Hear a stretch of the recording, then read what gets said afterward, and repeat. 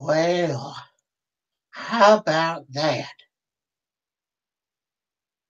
Didn't expect to see all of that go down between all them boys. No, sorry, I did not. Who'd have guessed that we either seen Monroe, of all people, that he was one of them mongrel too? And a skunk? Whew, hate to see what he'd have done if he decided to fight like that. Boy, tough decisions for tough people to make. I hate to see Monroe go. You know, still don't know where Doc stands. I'm sure we'll find out, though. Speaking of, from what I have been told by the little birdies, they've already made it across the channel into Tulsa, all the way to Tulsa City. Monroe and Mikey and David, well, they're all off the train. Oh, looks like Doc has something he's wanting to say. Let's see what happens. Eric.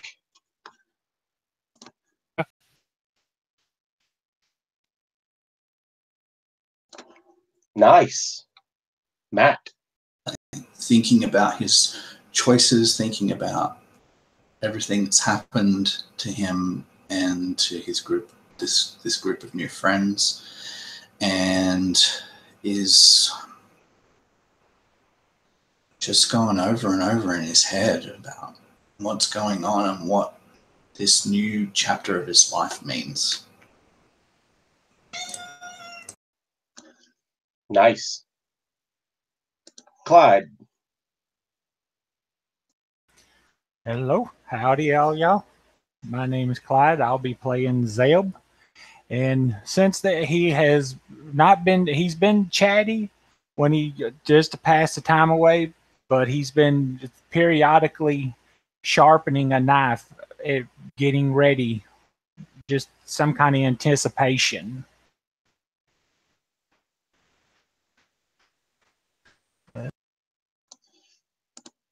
Mike. Playing Dr. Joseph Hirsch, the mongrel, misfit kind of, and resident doctor.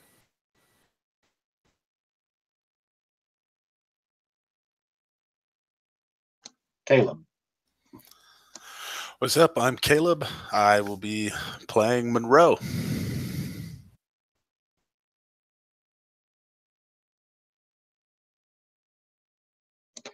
And as the train is pulled into Tulsa City, passengers getting off and on.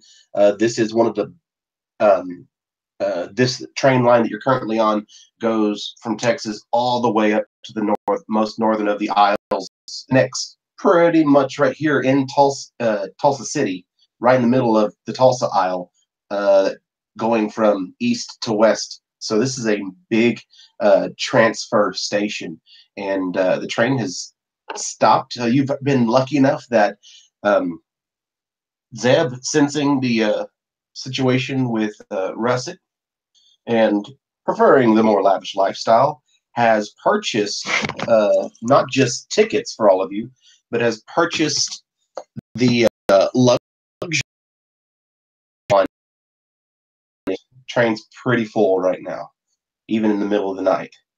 And they've been back there with David and Mikey, and this is where they've all gotten off. And Doc has walked on with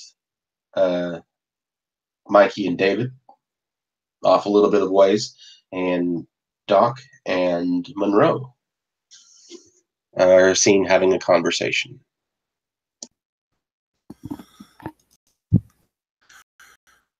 Where me and the McGillicuddies are going to make a break for it here. see if we can't move on out. I know heading east might be the best for us. Yes, about that. Is there room for one more? You've definitely shown yourself capable, and if things get in a pinch, it'll always be nice to have your healing hand around. Now, I don't think Russet necessarily trying to scare you off by any means, but if you're ready for this kind of thing, then I don't think David and Mikey will have a problem. Oh, good. You sure you want to do this? My people, unfortunately. I mean,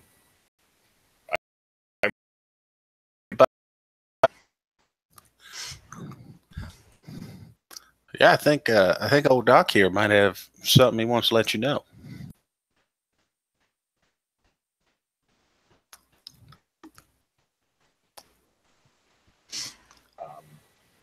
I'll see you back on the train, old buddy.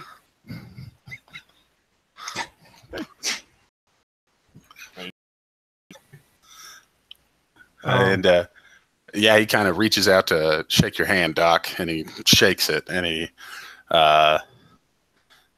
looks over at you, Zeb. Zeb, I hope you find what you're looking for out there. Yeah. I know that this is my problem, and I could have handled it a little better. Would the kids really be safer with just you two as opposed to us? This, and I've been through a lot more than just normal. Most of us reprobates go through. I'll make a deal with you. Give me a week. I'll put the boys up wherever we're going to be, and will help me hunt my brother. If I hadn't found him in a week, then he's not here in Nebraska and somebody lied to me. And we can go about trying to get them to safety. Monroe's still kind of got his hand extended out to shake yours. Oh, I'll still shake his hand. Yeah. And he kind of sits there and he shakes, and you can see him kind of thinking it over, still shaking, and he kind of stops and he looks.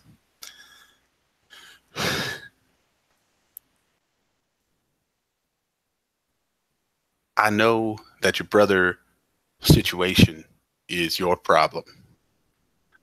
And I appreciate the offer, to be honest with you here. But I think that these two might have themselves a bigger issue. And I'm not real sure how well they can look after themselves at this point. So, gambling man, I think I'm going to stay off the train this time. I appreciate it, though. I wish you all the best of luck. And I think he would actually take one of his his revolvers, and he would kind of quickly pull it out, and in a very quick motion, almost faster than Zeb could even move his hand away. He's shaking it. He goes and he withdraws his gun, and he puts it handle first into Zeb's hand. And he says, I don't know if he'll do you any good, but in case you need it. Well, all right. Think about it. We haven't reached there yet, and if you decide that you want to, that we can still ride along with each other, I'll be holding on to it for you. I like that. You hold on to me for me in case I see you again. He kind of gives you a wink, and he turns around to the platform, and he sees where David and Mikey are.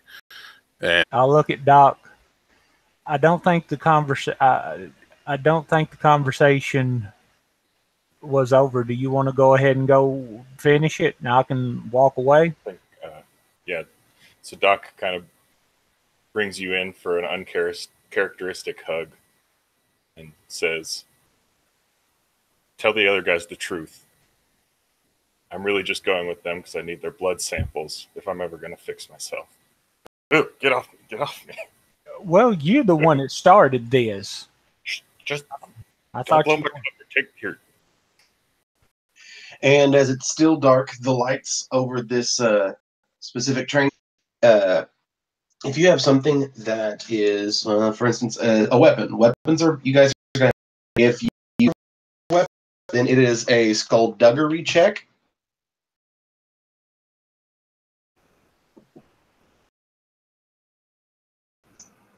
And after the cheap seats is the freight car, and after the freight car is the caboose. So again, in order after the locomotive engine is train 1 is kitchen and where the workers are. Train 2, it's the luxury car, it's yours. 3, the comfort car, it's just bunks. You've got cabins on one side, and the passageway has cabin doors on both. Encumbrance 1, right, Caleb? Revolver. Yeah, you're gonna make me have to look that up. Give me just a second here.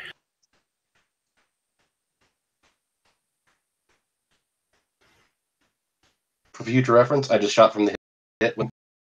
Attempt to hide them separately because they're not being hidden. What the? Oh, shoot. I just remembered what it is. I'll give it to you. Well, I hadn't got loaded up. So if you want to get ahead of the wagon, Okay. go ahead. All right. So Russet doesn't have his weapon on him. Did I win? I don't see a roll on here, brother. Oh, okay. Well, okay. I was about. Okay, you said one purple and a blue, right? Yeah.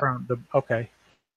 You're getting lucky that I forgot. Cool. You'll succeed on the first one, and the second one, Okay. no blue. Okay. You'll succeed again with 2 advantages. Sweet. You can use those to heal. It won't be against a difficulty set of easy. It'll be a difficulty set based on the people that you're trying to get by. The cars. And gosh, I got to get used to not saying that anymore. Russet, Zeb, and Esteban. Part of the reason that it's wider is because there is a hallway that goes behind the bunks. So for passengers, instead of the bartender, she is the one taking care of your rooms. Any questions, any complaints, she makes sure that anytime that you have an order for food, it is taken care of quickly. And every once in a while, you can see from on the other side of a windowed hallway, people pushing carts and trays full of food, people pushing trays apart. You only deal with Mayor Tassel. And you can see that ceiling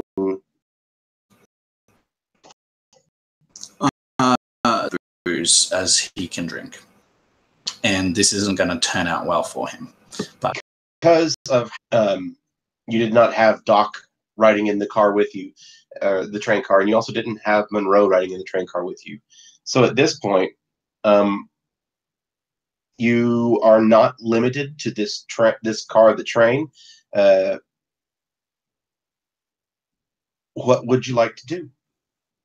If you just like to sleep, I get it. Be a lazy Orkskin and just never move. Right. Then I like Russet's idea. You know, I mean, he ain't gonna get shit faced, but you know what I mean. Cool. Awesome.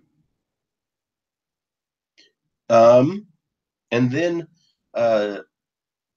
Zeb, tell me how things are going for you right now after that conversation with Monroe and Doc. Able to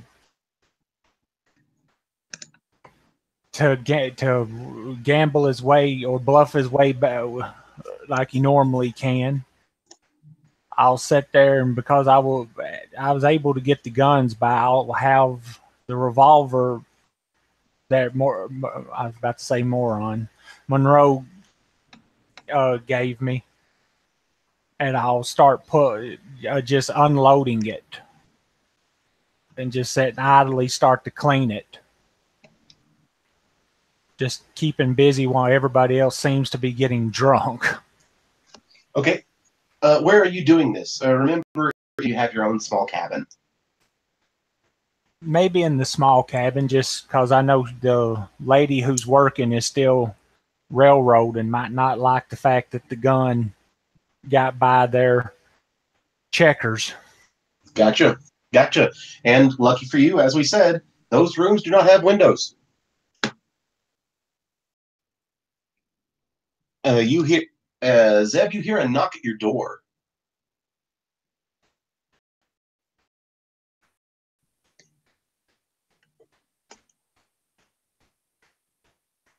I'll put something over what I was doing and walk towards the door and open it a little bit. It says, might I be of assistance? She goes, oh, good. I thought you were awake. I would like if you would, you're still to our dining car and clear your mind. I know that it does not give you as much solitude as it does here, but this, well, being this early in the morning, sir, our dining car does have a glass top, and you should be able to see the stars still at this. Seeing the stars, it is absolutely great for clearing your head, sir, and I highly suggest it. In fact, I would be happy to bring you a drink while you watch. Zeb, kind of cracks a smile. I says, "Are you trying to get me under the starlight, ma'am?" Oh, no, absolutely. And you watch as she blushes just a little bit. No, sir. I just trying my best to take care of our guests as best as we can here on the line. Well, I was almost ready to take you up on that proposition, but I think I will go to the car, and I don't know whether it's allowed or not, but at some point I would like those two that I was talking to. There should be two other ones. I want you to take some type of food to them to see if they're okay and if they need something. Oh, I apologize, sir. Maybe you were quick. Maybe you were very intent on getting back on the train and all aboard. Unfortunately, the four of them did not get back on the train. It seems they had somewhere else they had to be. Well, I'll take a double shot of bourbon, and I'll be sitting on the train, at the dining cart, following your suggestion. If you find yourself time, you can join me as well. Thank you, sir. If I can, I know I'm not too busy here, especially since your companions have these points at her badge that says Maris, smiles and walks away. As you walk through from your car, at least where the trains do not completely cover and it's not enclosed, so you have to step out on the landing at the back of the train. Be aware of your next step to the landing across to the next car back, and go into the next car again. From there, you go into a strictly look as nice as yours, whereas put up in one of the corners, it's going to be there's going to necessarily be ice, and it doesn't look as fancy. There is alcohol, and there are seats facing into an eye of what it would be like to ride full time in one of the better cars, and it's still a pleasant place for the people who purchase bunks who are on long rides for them to take time to.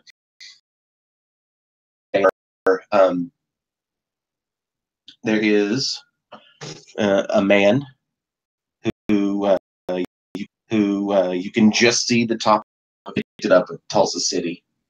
There is also a woman and a child sitting sitting at a table further down from where you are, and the woman is reading a book while the kid has his chair turned toward the window and the glass, just looking up with his feet up on at the bottom of the window and leaning, just tilting back, not too precariously, looking up out of the stars. This room, or this train, with it still being dark, is not lit, save for a candle at the tables where people have chosen to light that small candle.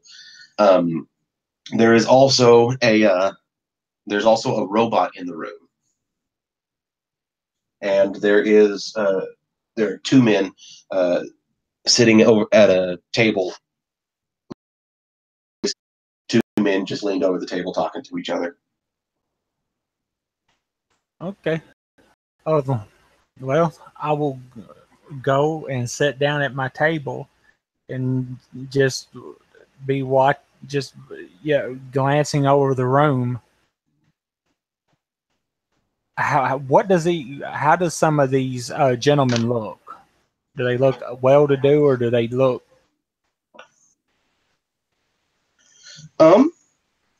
Just by looking, like the dress, again, to be middle class, not a bustle. She's in a plain dress without much adornment, and the kid's wearing knickerbockers and a white shirt and vest.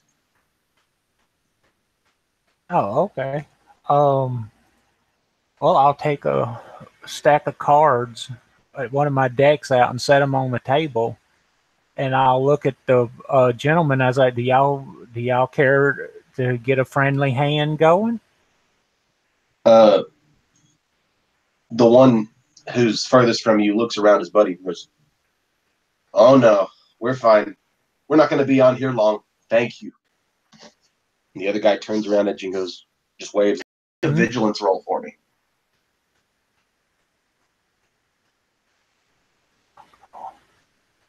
Okay. This one will be against, let's say, against 3 purples. Of the train noise, there is train noise, 2 purple and a black. Okay. Two purple and a black. Nope. All right, so you've got 2 failures and 2 advantages. So you are, as you said, very, very intent on your cards as you're starting to shuffle and get your own game ready, whether you're planning on playing solitaire or your own play blackjack versus yourself or whatever you might have planned. But you do have 2 advantages. What would you like to do with those 2 advantages? Maybe the train is swaying a little bit. Yeah.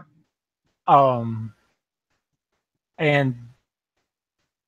that might serve as a black for something. I mean, I don't really know. The train is starting to sway a lot, as we might be going around like a lot of curves and everything.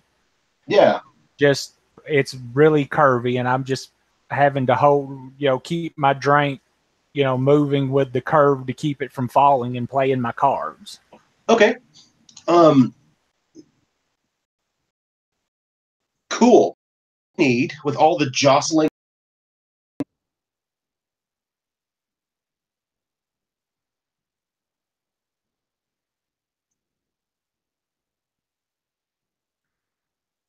Oh, you want a difficulty? Yes. I'm like, yeah, just like no, it's going to be a 3 from behind you. You hear tick, tick, tick, tick, boom. And as you turn around to look behind you, the robot is smacking his head and coming back up from the wall, smacking at his head, and you keep watching his head. Do I need to punch you in the chest to get this fixed? Is there something that I can do?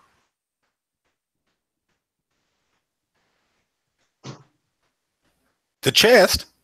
No. Why? Why would you hit me in the chest?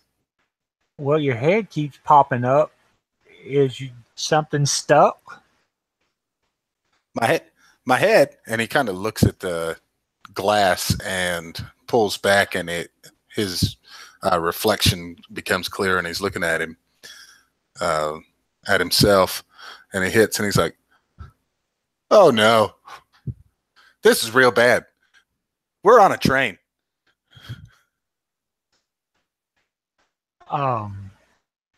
You have a keen observation there. How long have you been on this train? I just got on. We're on this train.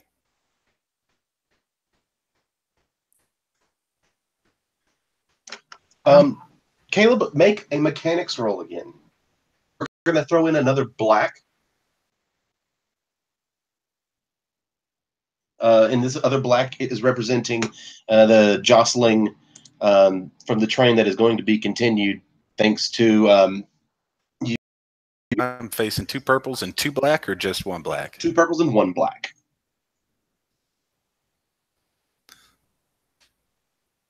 Oh, all right. So you have a wash with 2 threats. All right. With those 2 drawing a lot of attention. In fact, the mother is trying very hard to keep herself composed and not look at you. The person behind the newspaper still has yet to move. The kid, however, has turned full in its seat to look at you. And those two guys from earlier, he's gone around the other dude while the other dude turns around.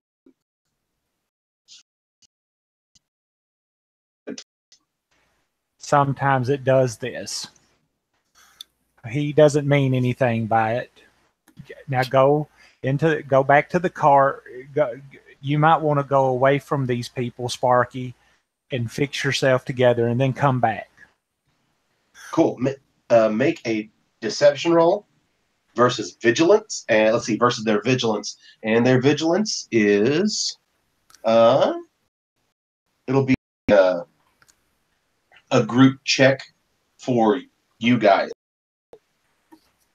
From their group, and I'm going to take the highest vigilance from the group, and we're going to make that the number. So the highest will would probably be 2. A deception versus 2 reds. And we're going to throw in a black. I am all about these blacks. Trying my best to make these blacks and blues worth it.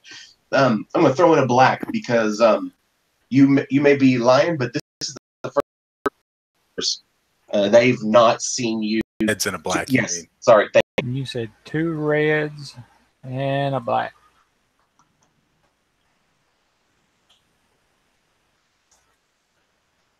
Whoa. All right. So they are absolutely going to go, okay. And they go, but if he keeps doing this, I'm 2 blacks and a point of.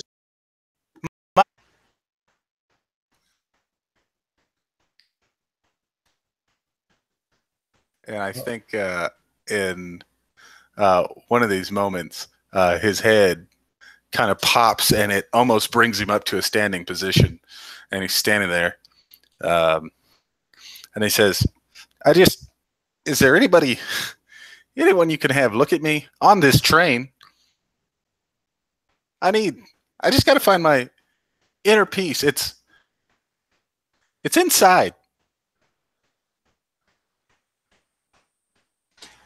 I do know somebody, but he can't. He's in no shape to work on you, and I don't think you would want him to work on you and at this time. We have more friends. This is a great train ride. And maybe we should have a discussion on when somebody is trying to lie for you. You should play. You're playing along. Oh, I've done that before. This will be fine. Ladies and gentlemen, we're on a train. I'm going to finish my drink. I don't think I can sit on the train. You have finished my observation of the observation deck. I'll be right behind you. Oh, of course. I'm the Johnny Joybringer 500, but you could just call me Johnny Joybringer 500 if you like. We're friends, and we're on a train. You know, I want to kill this one.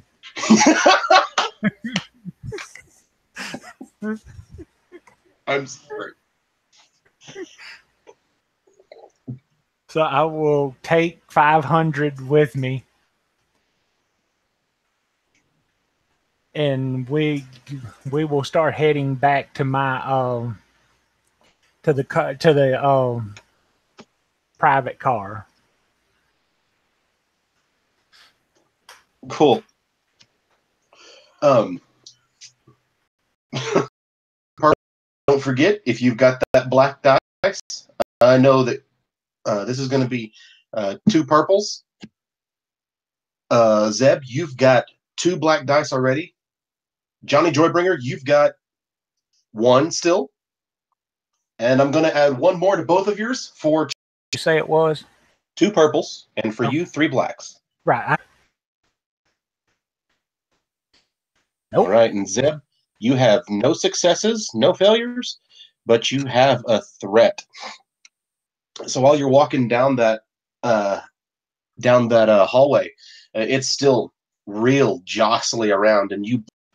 Okay. I don't know what strain does, but you're trying to knock me out here in the beginning, huh?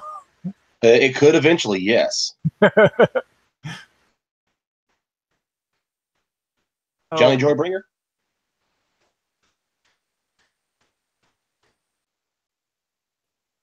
I rolled. It looks like I failed twice and have 2 advantages. You didn't add any of your blacks. I'm sorry, they were.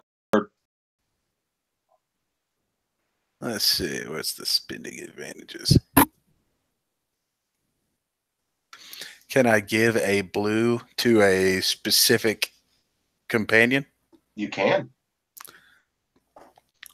Is there any way I can help that companion get unstuck? Oh, sure. If you want to use your 2 advantages for that, be my guest. All right.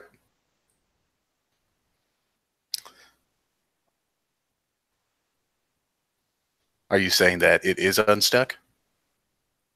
Tell us how it happens. Tell us what we see. Sure. So we're walking down the hallway, right?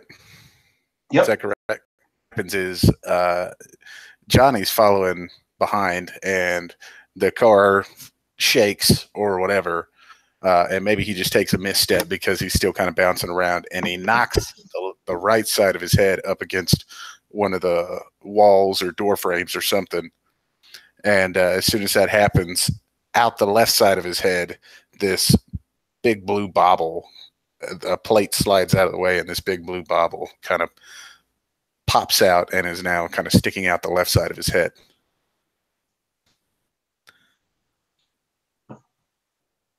And at which point your head stops jerking and it sits there. And it sits there.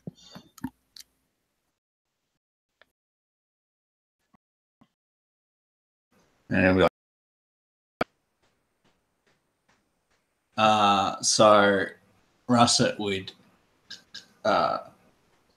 rummage like in his suit, and he would pull out a I'll turn to 500. Do you really want me to try, or would you like to wait till in the morning? I think what happens as you're kind of holding the screwdriver is it almost gets like pulled out of your hand onto this little circular disc that's kind of facing up. It almost magnetizes straight to it, and it turns and it jams down in that plate that slid out of the way. And it sits there, and with a little bit, you see it struggle for a minute, and then the plate on the side of his head finally clicks down kind of over where an ear would be, and it seems to settle into place, and the screwdriver kind of floats back over into your hand.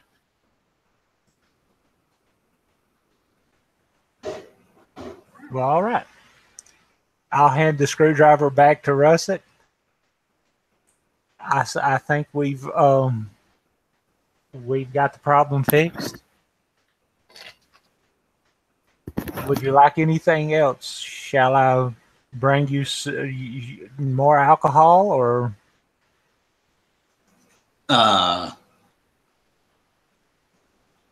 Russet.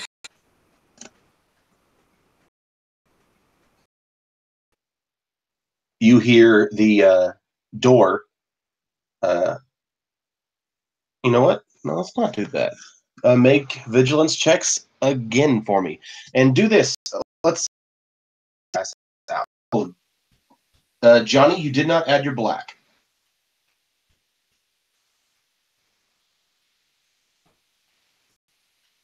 Johnny Joybringer, sorry. And Zeb, you have success with a threat. Resilience. Yeah, it was an R. That's all right. I was somewhat right. It's an R. Hold on, let me see what my resilience is. One,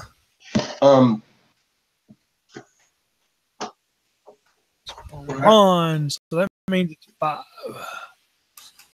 We're going to use strong. Oh, Jesus. All right. 3 purple. You got this. Black. I got this. Yes, you do. Apparently, I'm apparently a drunken master. Apparently. So what we're going to do for you is you're going to take a point of strain, and you're going to get 2 blacks on your next roll. All right? Which is going to be now. I want you to roll 2 purples, and it'll be. Who, me? Yes, you're going to make blacks. You are not drunk. However, you are still your want to sleep, and it has left you with these 2 extra black dice. So you're going to have 2 black dice from your drinking. You're going to have 1 black dice from train noise, and you're going to have 1 black dice because you are not in the same room. Okay. So how many total black am I having?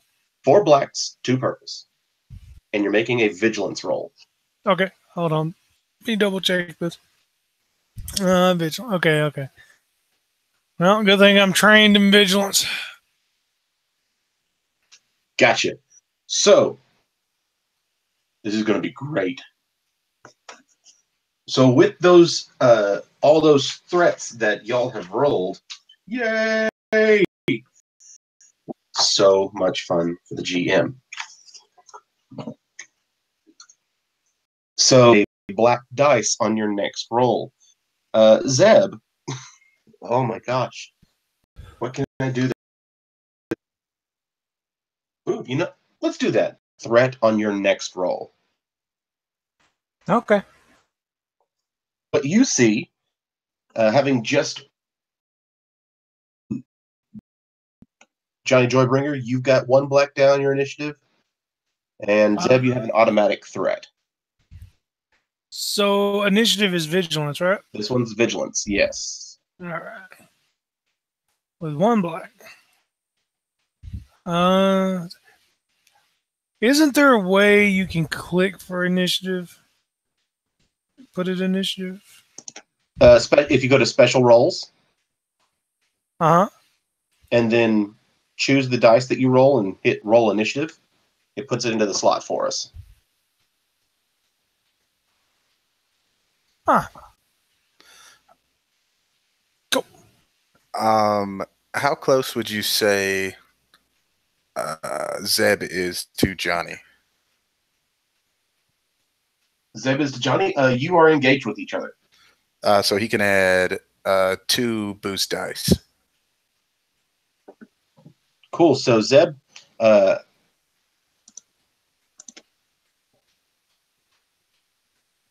see. I don't know which one was which.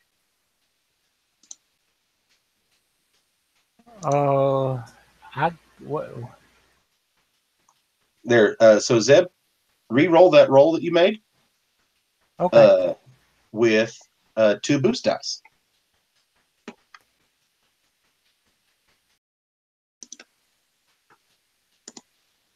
Make their roll as well.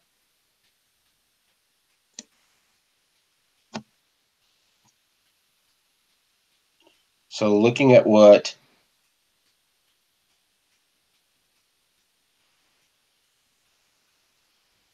okay. Johnny, did you roll initiative? No, not yet. Sorry. That's all right. Go ahead, Johnny Joybringer. Getting used to the new stuff here.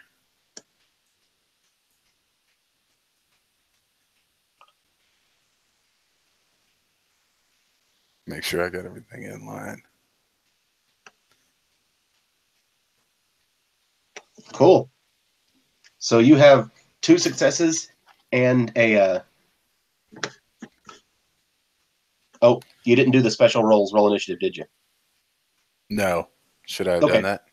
No, that's all right. We'll just add you right there. But you do, however, you have 2 successes.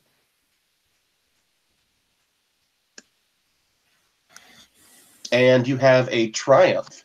What would you like to do with that triumph on your initiative roll?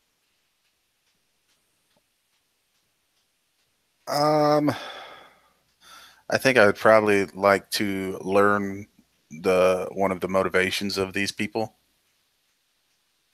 So is it Thug 1, Thug 2, or are there descriptive markers?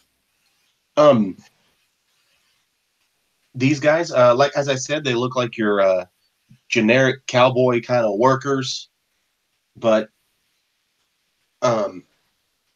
what you do see happen is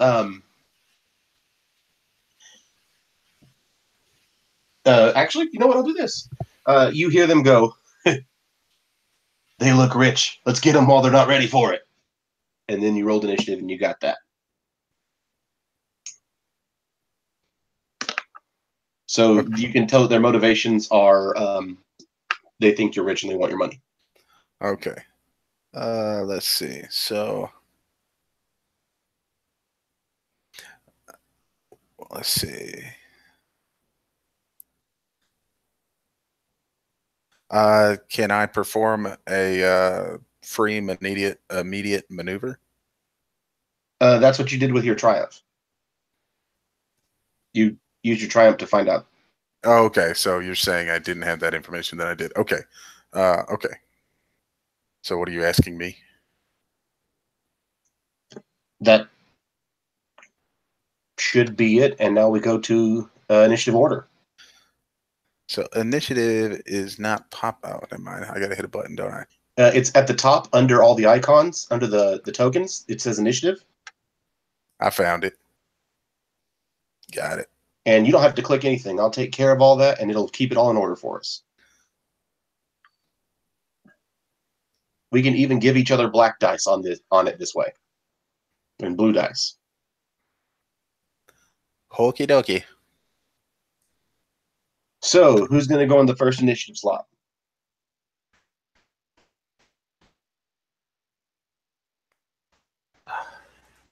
I guess I could. You know, anything that I have, anything that I do right now, I'm going to knock myself out. If you get strain, Yeah, very likely could. No, I'm at 13 and 14. I have one thing that I have a few crap. Well, I can't knock myself out right yet. Remember, if you get advantages, though, you can use those to heal strain. Yeah, that's what I'm hoping for. Wait, could I use those 6 advantages I rolled to heal strain, or does that not? You can't use those during the initiative one. You can't use them on initiative because the advantages count toward your initiative spot. So, for instance, if if everybody has 2 people have the same successes, then the one with All right. Well, I'm gonna while I'm talking, I'm gonna turn around, and as I'm turning, I'm pulling my little pistol that I carry with me, the light pistol. I don't know exactly how big that is, but I'm is going. that the one that you had hidden on you? Yeah, I left the one that Monroe gave me back in the other room, covered Gotcha. up. So it'll take a maneuver for you to draw your weapon? I have quick draw. Sweet. It'll take an incidental for you to draw your weapon? Okay. Any purples, blacks, anything, or is it just a straight roll? The train is rickety. It's going to have, so let's see. Yeah, or a black, or... So if you're doing it from... Well, then I'll move into short, or can... That'll take 2 maneuvers, so you'll end up taking 2 strain if you do that. Oh, crap. Okay, you can take, for instance, you can take like a defensive stance. That's one of your options. You could take a maneuver to take a defensive stance, since you know the back of the train. Yeah, I'll take up a defensive position because I can't not, like I said, I have a couple of abilities that I could do off the bat, but they both revolve me knocking myself out with strain. So I'm just gonna move back. I mean, you could. That'd be real fun to watch. That's what happens first off. You know what? You're right. Hold on a minute. I have an idea. I just sat here and I thought of it. Hold on. You gave me an idea. Where is that? I don't know. Now, well, I know you don't know. I'm looking for. I have to find it for myself. I'm going. Okay, so when they do that, I'm gonna. My walking cane comes up, and I'm going to use the attack action From medium range? I think I can blast. I can do the magic attack is...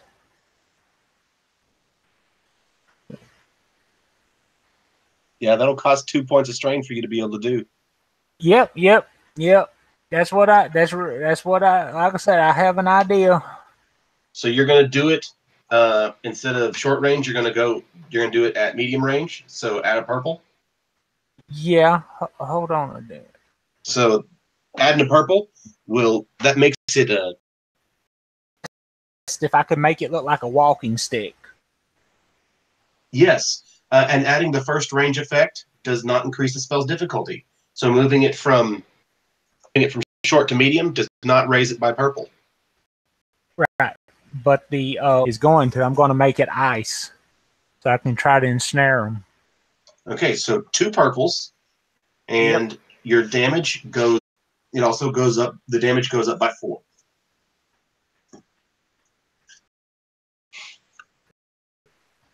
No, I'm not going to be rolling for initiative again. Doggone it. All right, so you have no damage, but you have 4 advantages. So tell me, well... Wait, where am I? Which is not a bad idea, because what that strain does is the strain you just took will put you at a 15 out of 14, thus knocking yourself out. However, healing that strain will knock you to an 11. out of 14. Yeah, I'm gonna have to. Or you can only heal 2 of it back and go, whoever goes next has 2 blue dice. Blue dice. That means your strain stays at 13. Okay. And I will give the. Wait, how do I fix that? You're going to give 2 blues to whoever goes next. So we click on that slot. We add a bonus. We add a bonus. Oh, which slot do we? The plus sign? No, you actually click on the smiley. In fact, I've already gone ahead and done it for you. Oh, okay. Because I was trying to figure that out. Okay. So then, who's going to take that next slot?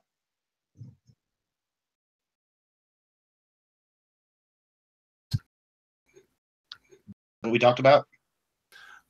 Well, is it a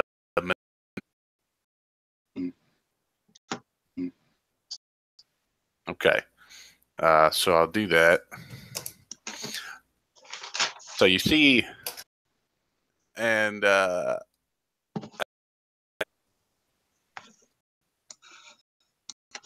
purple coercion check. For each success, the check generates 1 enemy within short range suffers 1 strain. For each advantage, 1 enemy affected by scathing tirade suffers an additional strain. I also happen to have scathing tirade, as it is a tier 3 ability, at which point the enemies affected by the scathing tirade also suffer 1 setback to all skill checks they make for a number of rounds equal to my ranks in coercion, which is 2. Cool. So for 2 rounds, they're going to have a black dice.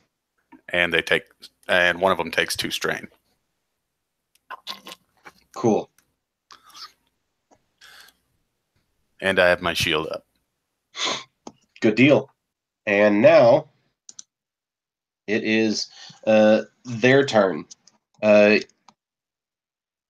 You watch as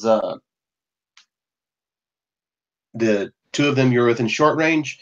They are going to be happy to both fire at you. And they have a black dice. They have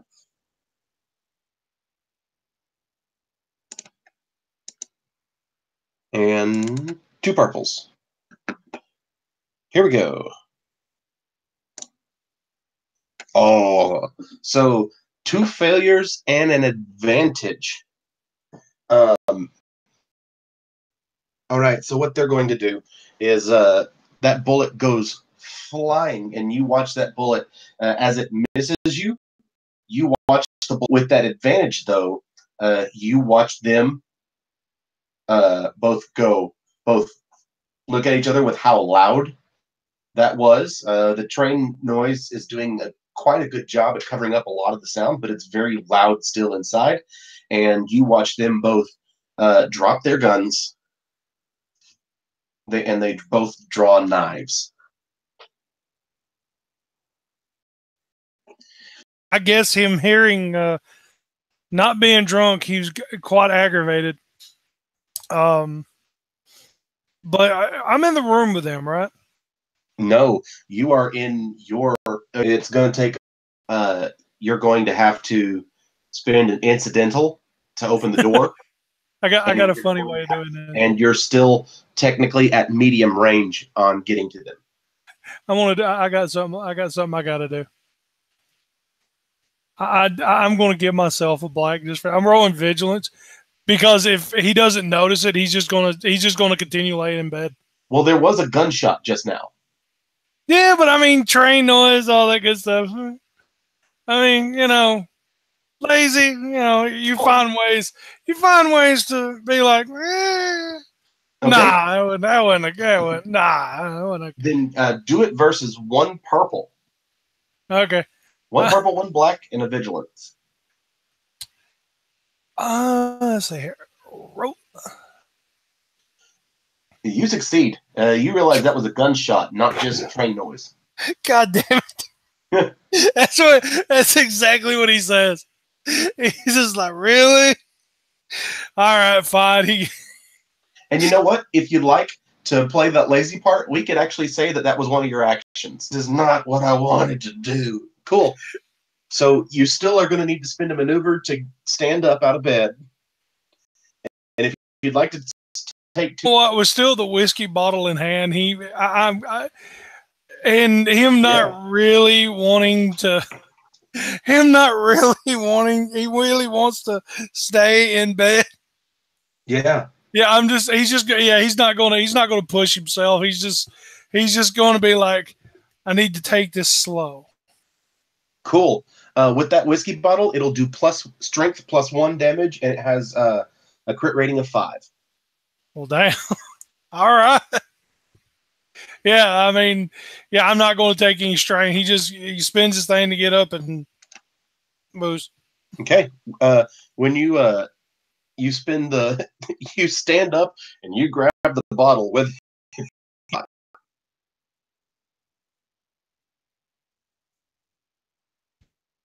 I'll take Yeah, go for it. So it's like he grabs the bottle, the door's open. He walks out the door and he looks towards where he heard the gunshot. You move from medium to short, and you see that there are 2 guys there holding knives. There are guns on the floor. To your right, as you walked out the door, is you've still got Zeb there in his defensive stance with his hand ready for Matt. And this is what you hear this robot over the head with a beer bottle, and he just hears that and he just lowers the beer bottle like, I don't know what to say.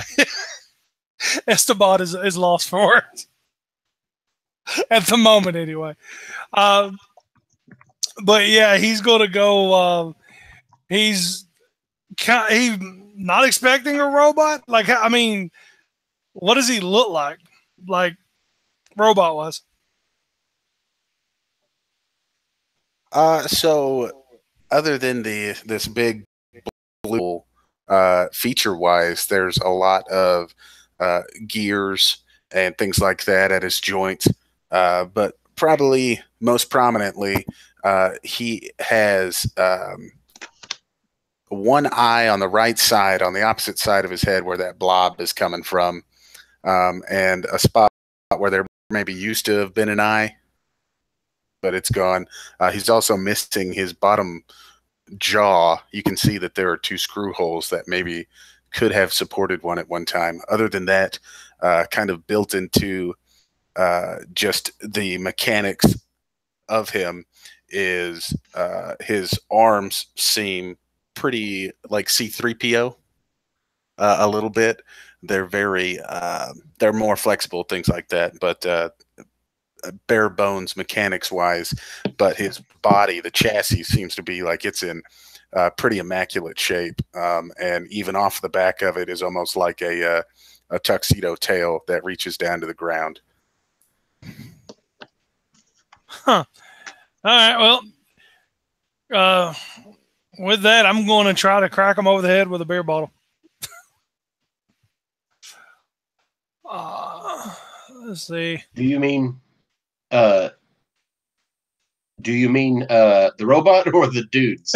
oh, the dudes, of course. I don't want to crack the God, not the robot. No. Right. Last time Esteban had encounters with a robot, some lady got pissed off at us, and yeah. Let's see here. What else can I do with this? Because I like he wants to try to end this as quickly as possible. Let's see the berserk ability. Let's see, hold on. Oh God. All right, there we go. Yeah, that's correct. I'm gonna use berserk. Okay. I'm even going to use my orc ability too. Okay, so remind us what those do. Hold on. The berserk ability I will have to bring back up. Oh, and while you're doing that, Mike, go ahead and roll vigilance as initiative for us.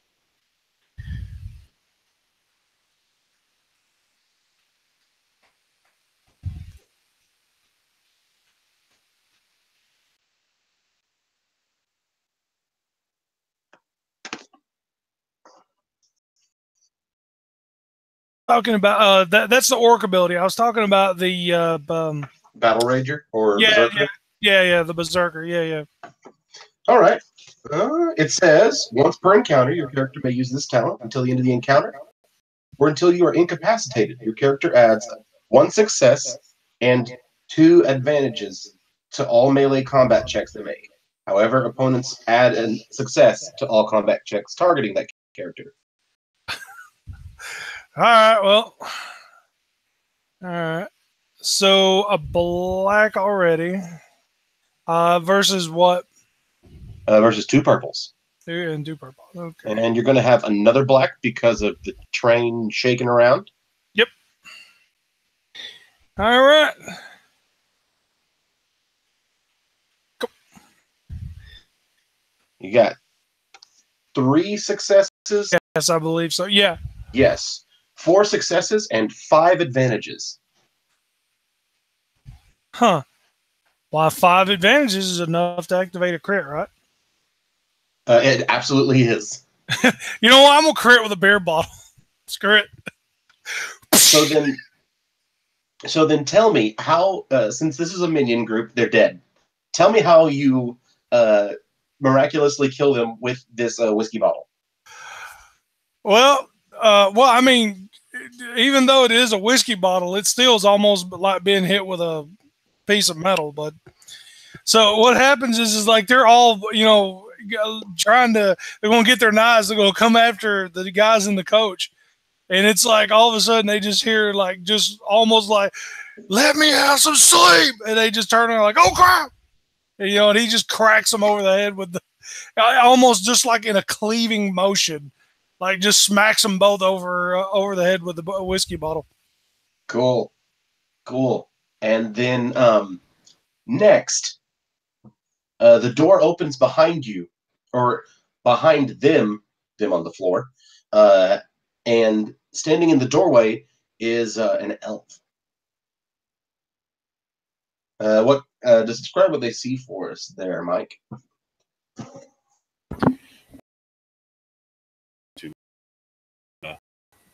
Cool. And there is another man who owns the robot.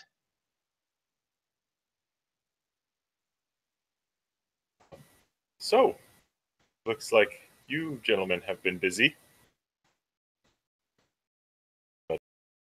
Get a chance to.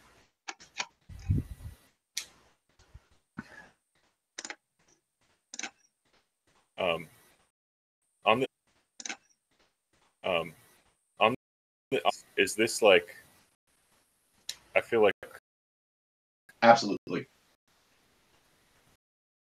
Hands go straight up.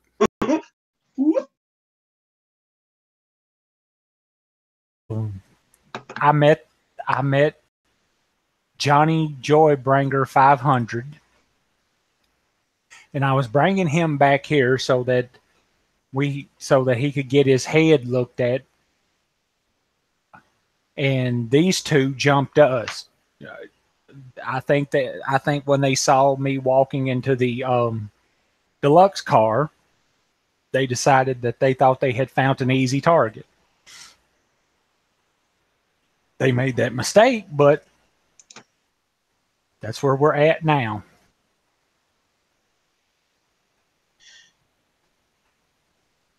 All right.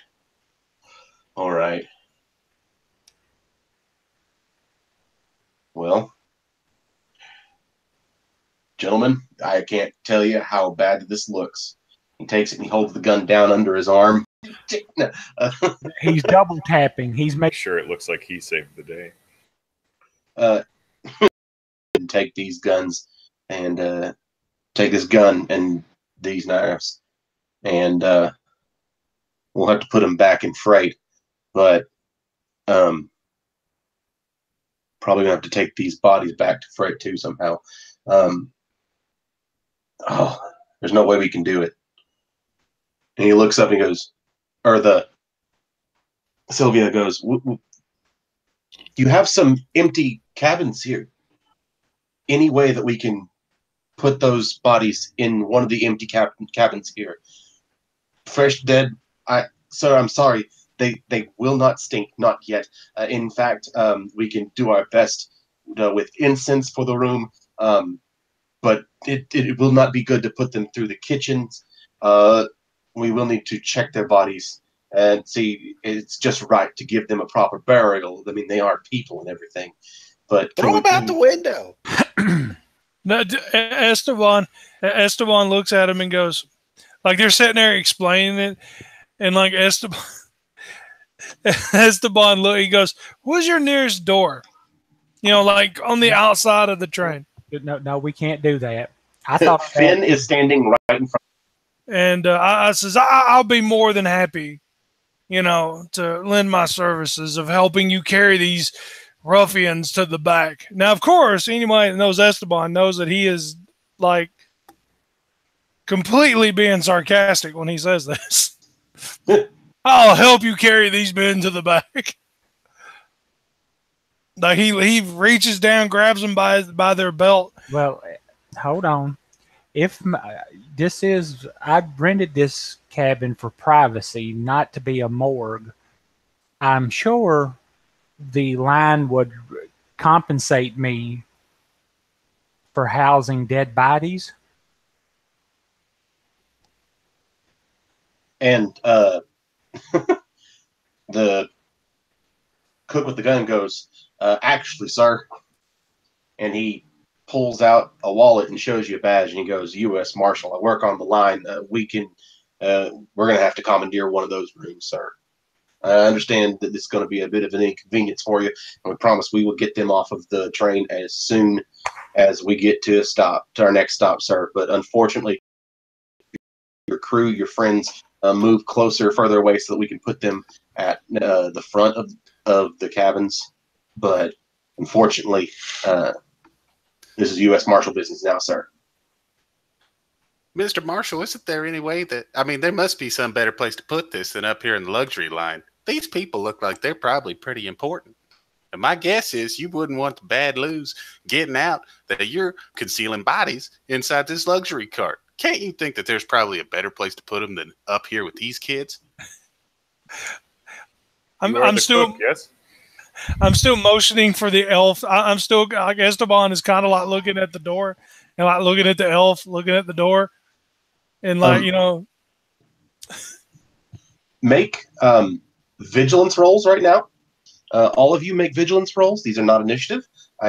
Oh, sorry. Before I have you guys roll those vigilance, what I would like you to do is you can either roll your cool or discipline to regain strain from the end of that combat. Cool or discipline to recover. I whack with discipline. All right. Cool. So 3 successes. Zeb, you gain 3 strain back. Any strain with those 2 advantages? Well, crap. And Giant Joybringer, you will regain 3 points of strain with those 3 successes. Nothing with those. Yeah, to recover. 2 purples, and they're the. What range of Johnny? From the way that it's in short range. He would be in short range.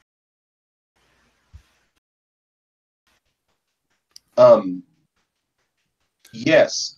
Mike, you only get 1 boost. I had one from my. So far, Mike, you have 2 failures and 2 advantages. If you would like, you can use those to heal strain if you'd like to. Esteban, you also have a failure but an advantage. So if you'd like to heal some strain, you can. Johnny Joybringer, you fail, but you have 2 advantages. What would you like to do with those before Zeb rolls? Already rolled. If you scroll down, I got 1, 2, 3, 4. I got 4 successes, 1 threat, and a triumph. Oh, so then you can use those blue or those 2 advantages to. You can say whoever goes next get 2 blue, or you can give one person a blue on their next check. I'm going to give myself a blue on my next check. Okay, cool. So Zeb, first of all, you absolutely are going to succeed. There's one, you have a threat. That will be another point of strain. This train ride is hell on your old bones. You actually see under one of the bodies, just barely sticking out, one of their coats when they fell. The coat just fell open. Guy's laid on his back, and you can see on the inside pocket there's a bit of paper sticking out. Oh,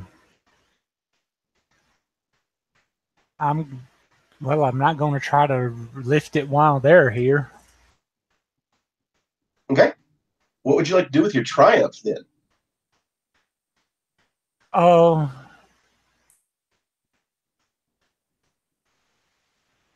maybe with the marshal, I might have fixed it to where I can get the money back for the room.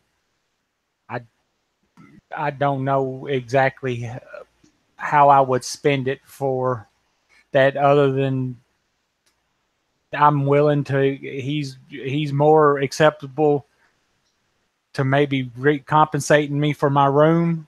Okay. They're going to have to take. So this is the way that we'll do it then. You haven't convinced him that he will, like, you haven't convinced him here, but he is open to negotiating later. Okay. Or maybe even Sylvia, the head conductor, because I have a plan. Sylvia is not in charge at this point. This has become Son of a bitch. martial jurisdiction. Well, then I will have to deal with him. He understands that it's poor timing and that it's a terrible situation, and he would be happy to talk with you for a way to thank you, and even mentions maybe having you, maybe having you set up as might be able to give you a free ride somewhere else. Maybe not pay you here, but he could easily give you a writ that would give you a free ride to anywhere from anywhere.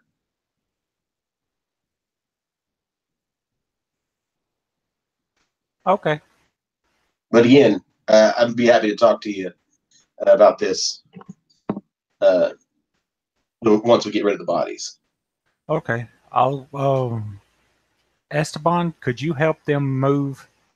I will get between the marshal and the bodies, and I'll ask Esteban to help me, and we'll start moving the bodies into the room, because I want to get that paper, but I don't want him to get it. You don't want Esteban to get the paper? No, the marshal. But the marshal says that's. The marshal looks at you and goes, "That's real kind of you, sir. I appreciate you taking care of this. We will have we will have somebody there, somebody here real quick to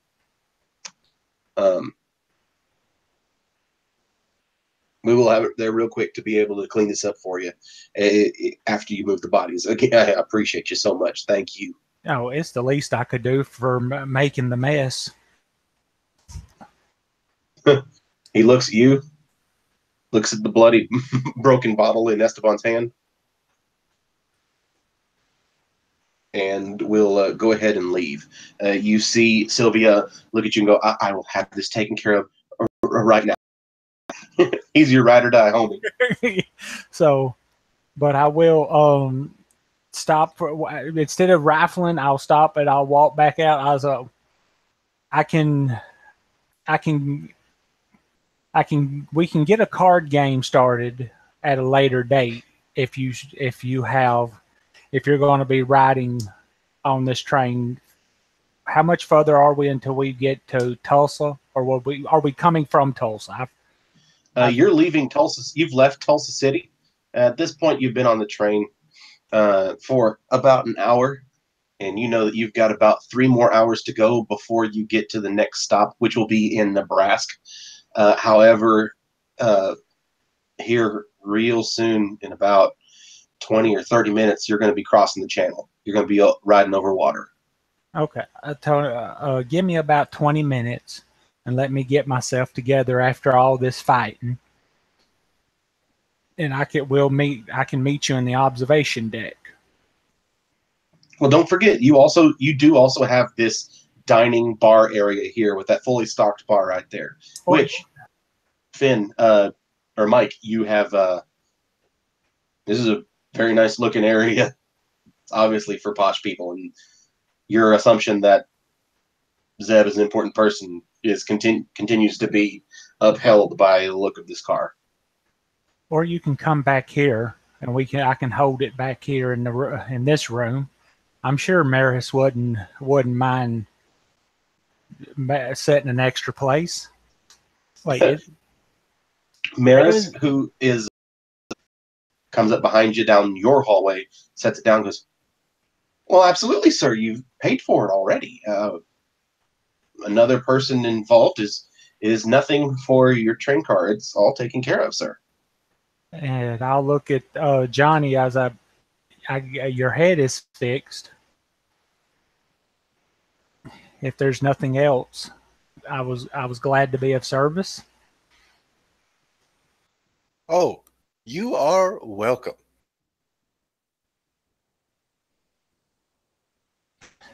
And I'll start ushering the other two out.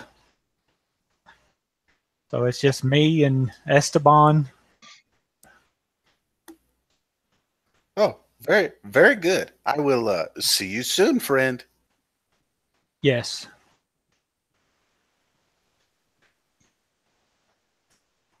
That robot's too positive for my liking. I think you and him. You know what? You should hang out with him. I'm sure you and him have a lot in common. Zeb, now we've been good friends. You'd hate for me to have to throw you off this train. So when everybody is out, I will. So saying that, then, you're now. Remember, you have in public, Which he did. but everybody else believed you. Then I'm just sending my robot out for a constitution. And Mike, your character was the guy hiding behind the news.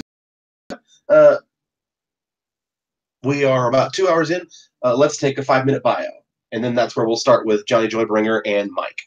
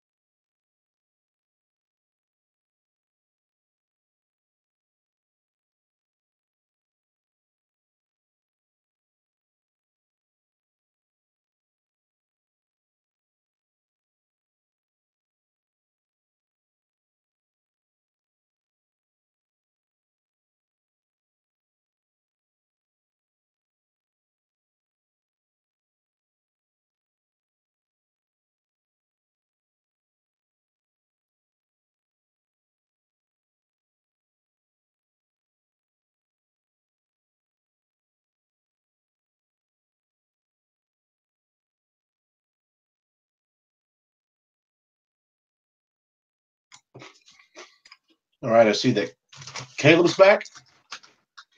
Clyde's back.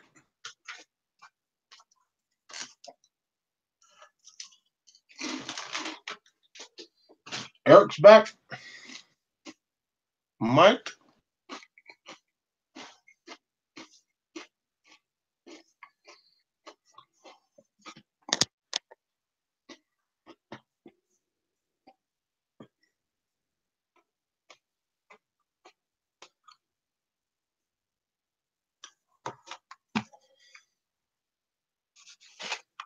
Mac. Mac.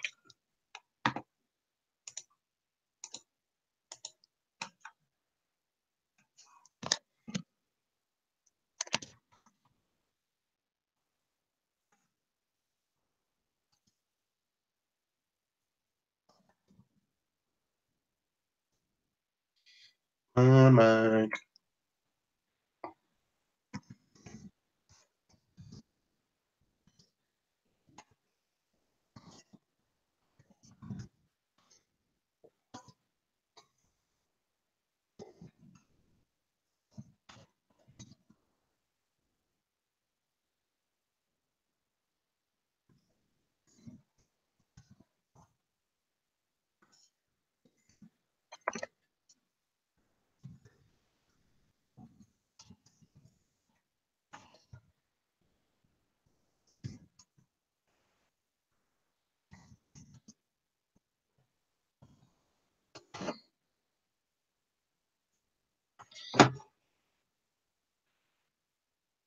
Okay, cool. So we get back.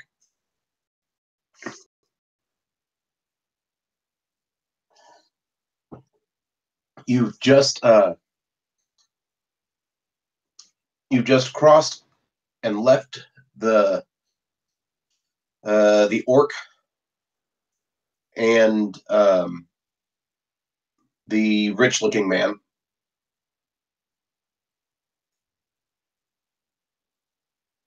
In the luxury car. You are currently in the comfort car.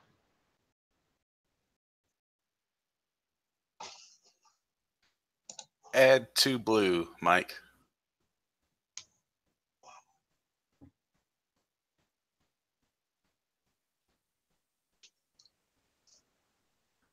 You said 3 purples and a black? Yes. And you don't forget you gave yourself a blue. That is correct. Got it. So you've got a threat. Let's say that from that threat, how's that inner peace going for you right now? It's just kind of spinning every once in a while, going rotating 180 degrees every once in a while. Okay, let's say that one time it just rotates a little bit too hard and cranks your head and you take a point of strike.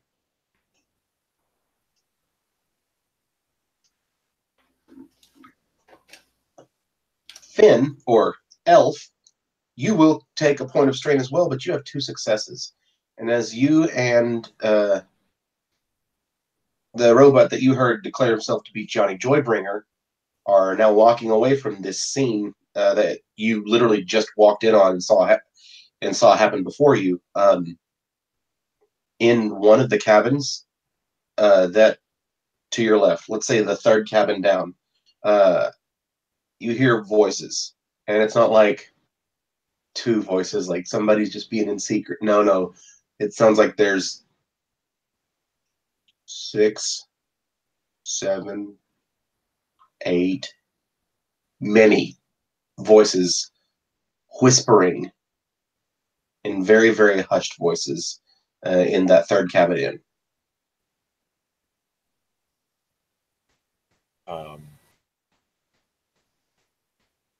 And it's like down. It's right next to you.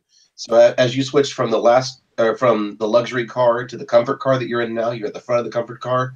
There's one cabin or one cabin, 2 cabins, the 3rd cabin. As you're passing it, you hear the sound of many, many voices, just barely over the sound of the train noise coming from that single cabin.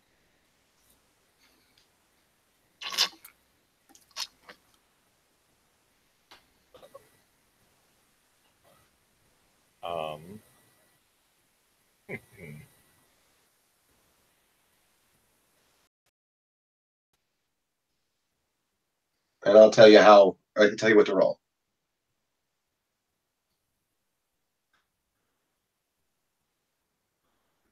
So he would just kind of face you for a second, and he would lean that blue blob up against the door. Okay. Go ahead and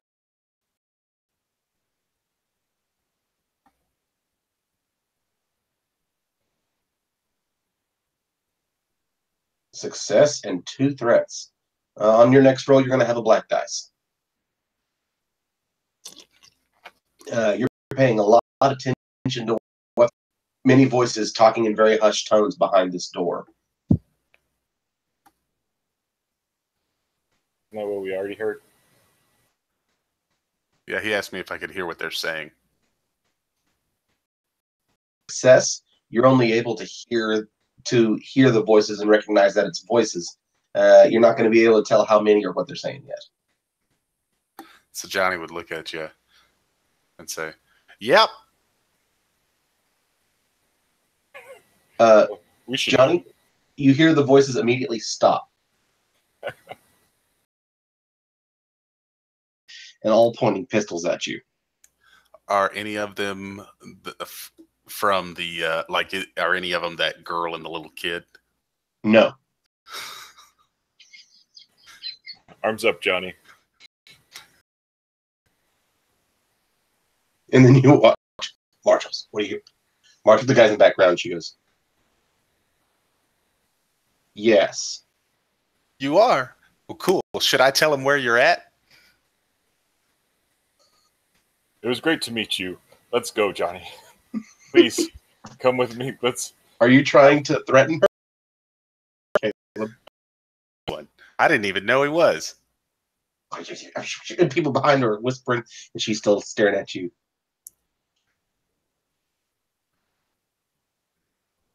Don't tell him. I'll tell you what. We're going to go. I won't tell him about you, and you don't tell him about us. Have a great day. She reaches and slides the door closed. The whispering now is loud enough that you can. It's, what did you eat? Did you hear that? Like, it's not whispering right now. You easily hear what they're saying. Johnny looks at the elf and he says, "Phew. Sometimes, you just find yourself between a rock and making lemonade. You're going to eat, right? Let's do it." Let's do this. I want to see what you guys stand. I know that you as players are like the lion sons of bitches. I want to see what your characters know. So in this, I want you guys to roll vigilance. And this vigilance isn't to necessarily see anything. This vigilance is against a person's character. So the vigilance will be allies engaged with your character, add 2 boost die instead. You know what? It would. It doesn't have to do with specific. I also have heightened awareness. We'll do this, especially these other people who are not great at perception. Or maybe that's it. Both of you suck at your perception and vigilance, but together you make one great character. Cool. Then we can do it.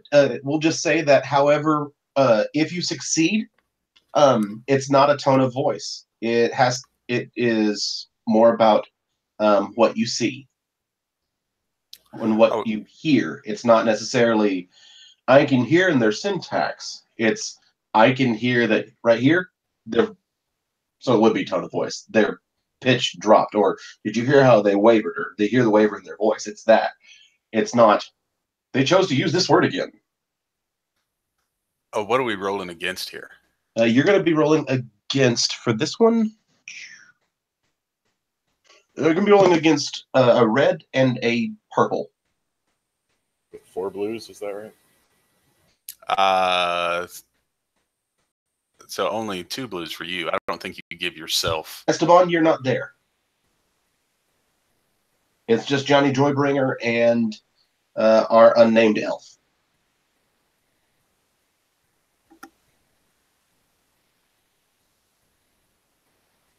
All right.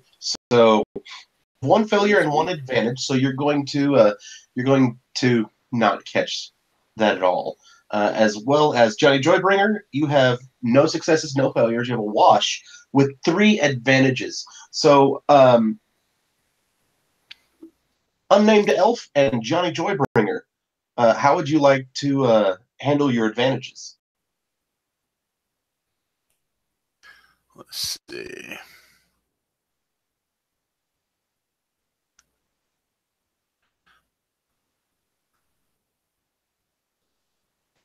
I would like to notice a single important point in the ongoing encounter. Obviously, from the door from the cabin that just closed its door on you, as you're going, huh? And that talking is louder. You also hear boom, boom, boom, as the people in the cabin in front of you bang on the wall and connecting it to the wall adjacent to the next cabin over, and you hear about as much talking coming from it as well. Good.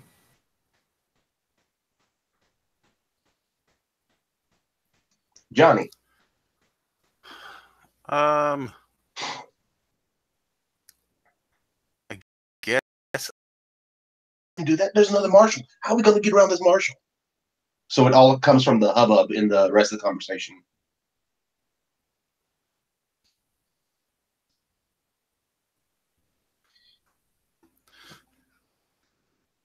Well, friend,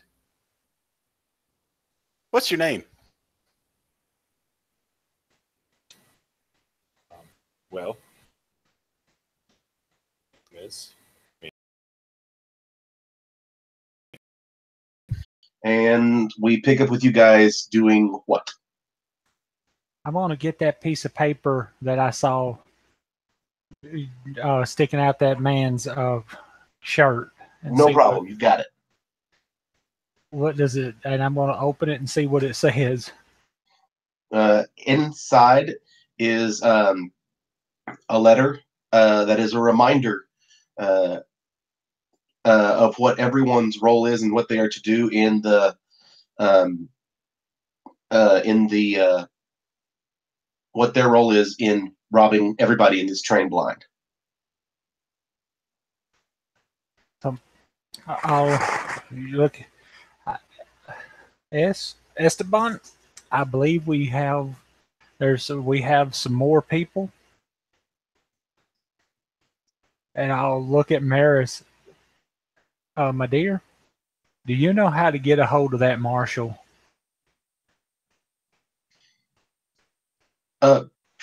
Absolutely. Could you go and get that marshal? Esteban looks at him and says, wait. We have a robbery that's going to take place on the train. Yes. Didn't they say something about a gorge or something that we'll be passing over water? I don't know. I just know that the marshal gets paid to handle this. And there's... I look at him. I says, I can't sleep.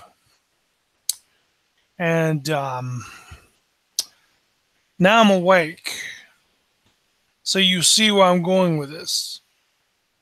Well, if we suddenly find ourselves where everybody is at, that's fine. But for right now, I'm letting the man that gets paid for it figure out what he wants to do. You might get deputized. Like Russ, it was. But I will Esteban, on just the very nature of being deputized, he looks at me and goes, "Would you deputize me?" Yeah, if I didn't have, yeah, sure.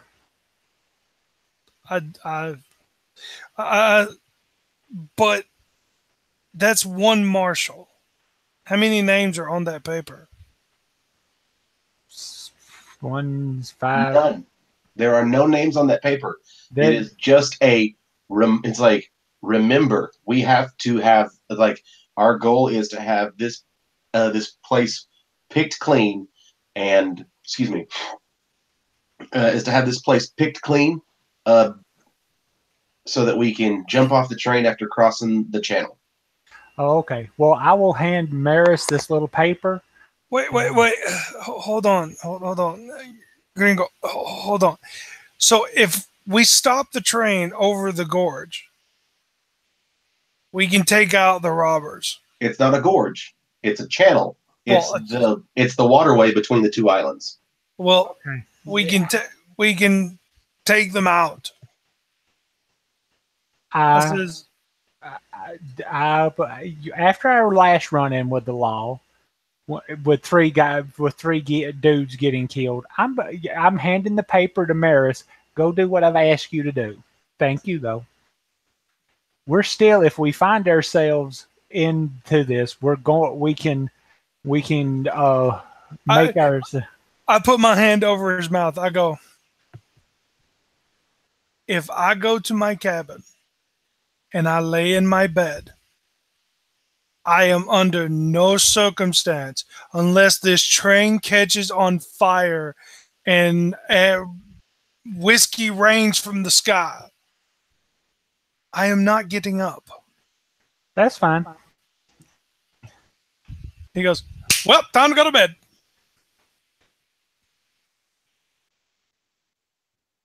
Cool. So in that conversation, you then go to bed, and Maris will take the note, and she will walk off. And again, with everything that's going on, she looks at you and go, Mr. Cahill, feel free to help yourself to the bar until I get back. And she takes a couple steps, and she turns around. She goes, as always, and moves on. So back over to Finn and Johnny Joybringer. You have made it through the dining car, and now you're in the cheap seats. The coach is very, very full. In fact, at this point, with as long as you've been on the train, it's getting closer to 5:30 in the morning, which means you know that you're about to go over the channel, and the channel is you'll be over the water for about an hour, and you make it into the, as I said, you make it into the cheap seats. Again, most people are sleeping, some people aren't, and it is absolutely, as I said earlier, full of men and women, children, humans, actually orcs, some dwarves. Remember, dwarves are Canadians. And there's another robot in here. Can I tell what model? Oh, this robot is not a Joybringer model at all. This one is actually this is a Billy Bellhop. This Billy Bellhop, he's they call him Billy Bellhop, and this is you can see, like, stamped across his face, it says Beta. So it's a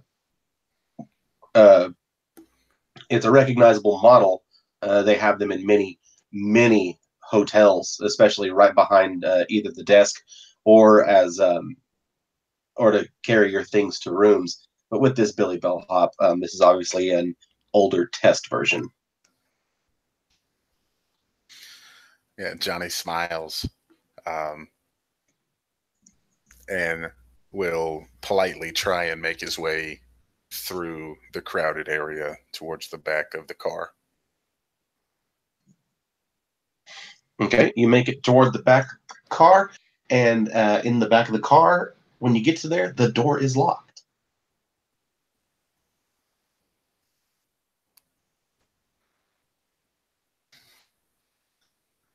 Let's see.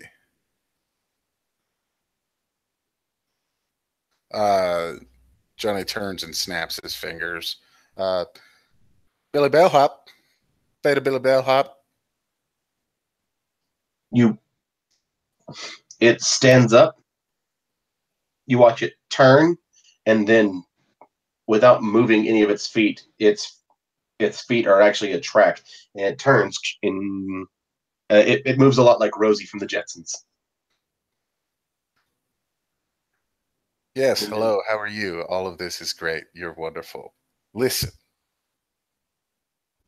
I need to get back here, so why don't you just do whatever it takes to make that happen? And it looks at you and cocks its head to the side and says, "Have you thought of asking an attendant, sir?" Is that not what I'm doing now? "No, sir. I am a passenger." Great. Wonderful. You're doing a great job. Go ahead and take a, and he kind of looks down at his lower body. Go away. Yes, "Thank you, sir. Have a pleasant stay." And his body begins to roll backwards as it then continues to roll away from you and pivots and turns, goes back to its seat, and then you watch somehow it sits. And he turns to Finn and he says, "Well, that didn't work out like I wanted it to. Bummer." What's behind this door, Johnny? Behind this door is the freight car. Well, I got in back there.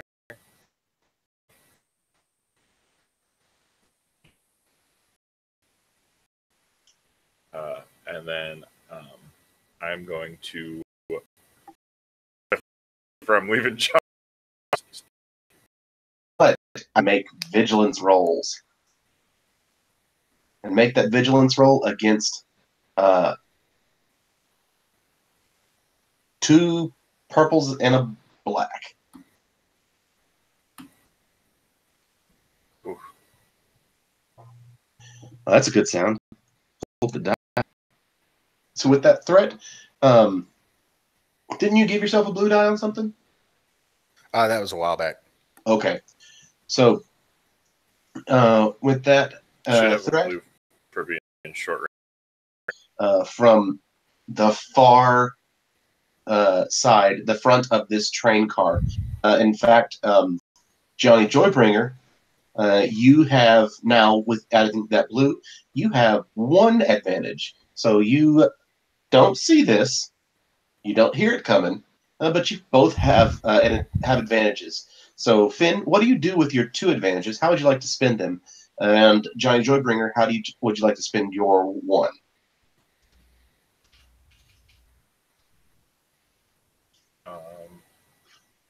I'm going to add an extra blue to Johnny's next roll, I guess. Blue. What about if there is somebody on the other side of the door and they slide like a peephole open? There's not somebody on the other side of the door. However, this back door, it does have a glass window about halfway up, covering the top half of it, and you can see that that there is a turn lock on the outside. As you would normally see on the inside of a door, there's a turn lock on the outside of this door that you can see. Can I flip a story point to have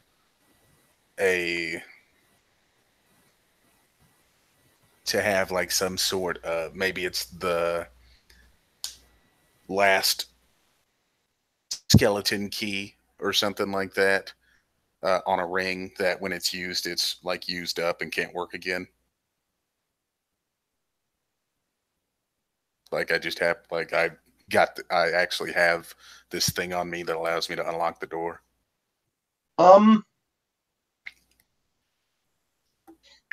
If you flip a story point, let's do it as a let's word it a little differently rather than a story point key. We've already said that this train is super rickety and bumpy the way it's going. We could say that it just bumps the right time. It's been getting looser as it goes, and click, it unlocks itself. Cool. Yeah. At this point, I would turn around and look for Finn.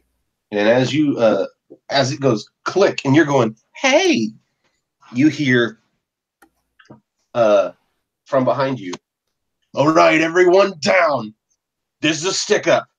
Get out your money, get out your jewelry, get out your valuables, get out your weapons, put them on the floor, everyone down right now. And literally pouring into the room are range. What is it? Counter offer ability. Let's see. Actually, are they a non-nemesis adversary, or are they? They are non-nemesis. All right. So how many does this work on? Just one. Non-nemesis adversary within medium range, make an opposed negotiation versus discipline. If successful, the target becomes staggered until the end of their turn. All right. Yes. You can make that. Tell me what you say. The discipline of the person who was talking. All right. So the discipline of who is talking is going to be 1 purple. All right.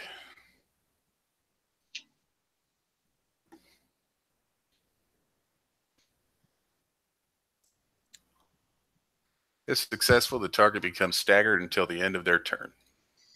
And reminding what staggered means. I believe they can't make a movement maneuver. They can't do what? I think they can't do a maneuver that would have them move. I think to maneuver.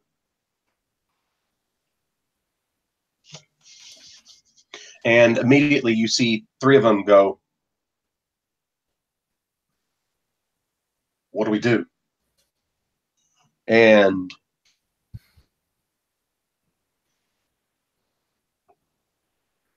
immediately you see everybody else go, all right.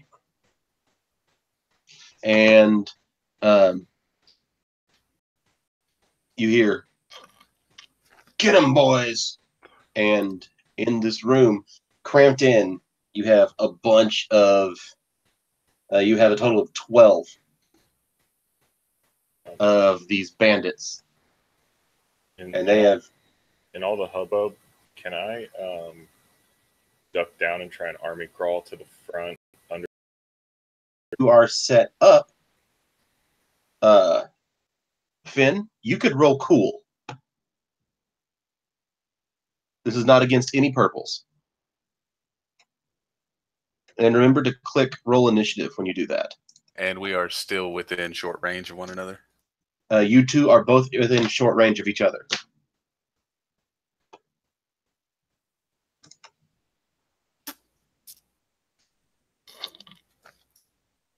You are no help to me. Joybringer, you got you have a triumph. You can use that for a free maneuver to duck down if you'd like. So they're medium range from me? Yes. I think I will pop the orb out of my head. Okay. And so now the blue ball pops out of my head and it's just kind of flying next to me. Gotcha. And immediately, one of them who was get down. That one is stunned. Like, I don't know what to do from here. And two other people are going, I don't know either. And then another group will maneuver from medium to short, short to engaged with you, Johnny Joybringer, excuse me. And then you will have another group double move, and they're behind, but they're at short range. You're going to have another group just single move, and they're still at short. So you've effectively got, in this full-on train, you have somebody by one door, and they are going to look at you, Johnny Joybringer, and they are going to say, "Get down now!" And they're going to try, and they're using coercion. They are attempting to threaten you. And what is it? Discipline? Yes.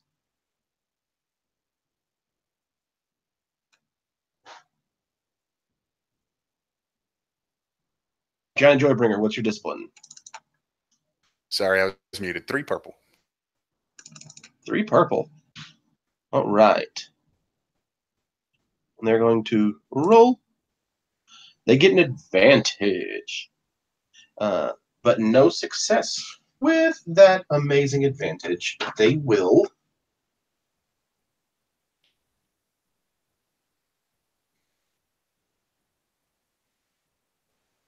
they'll inflict a critical injury. No, that will go to into the ether. PC slot.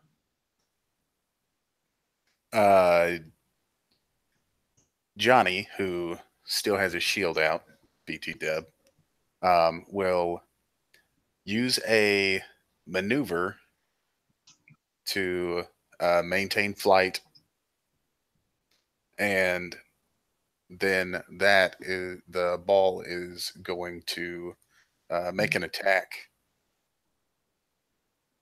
and just fly and ram into the one who sat there and tried to threaten Johnny. Okay. It's a melee attack, so it's 2 purples.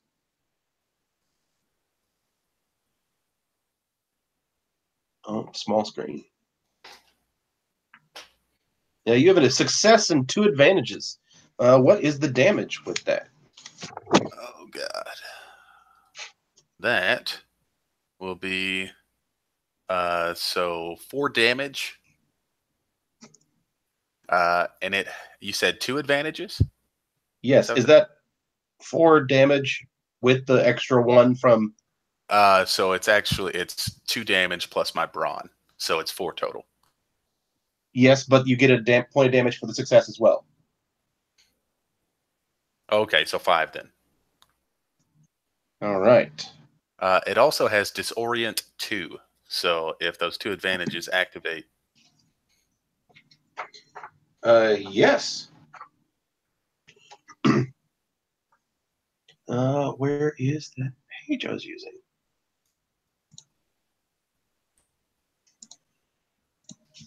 There it is. So with Disorient 2, you turn it on, and that... now it's my turn for everything to be slow to open.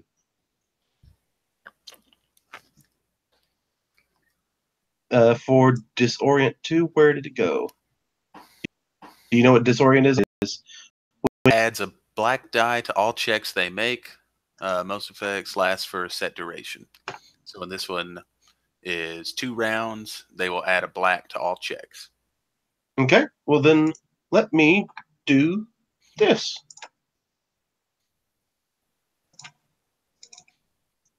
Also, my turn is not over.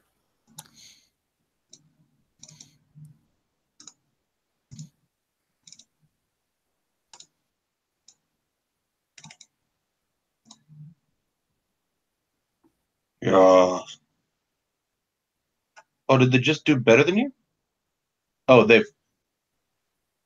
I see. 1. Let's delete that one. Cool.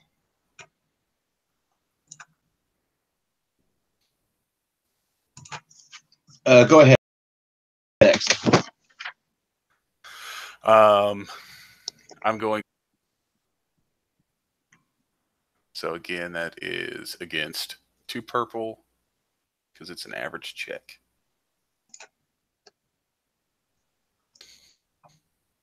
All right. Okay.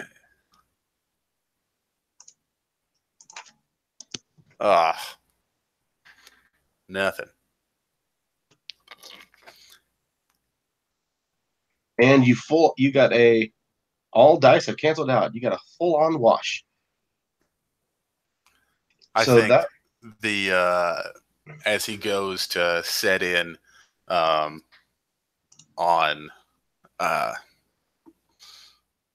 berating these people, kind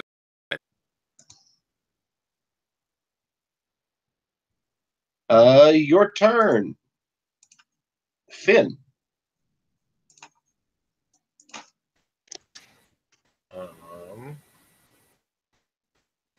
I don't know that Finn is prepared to join into this.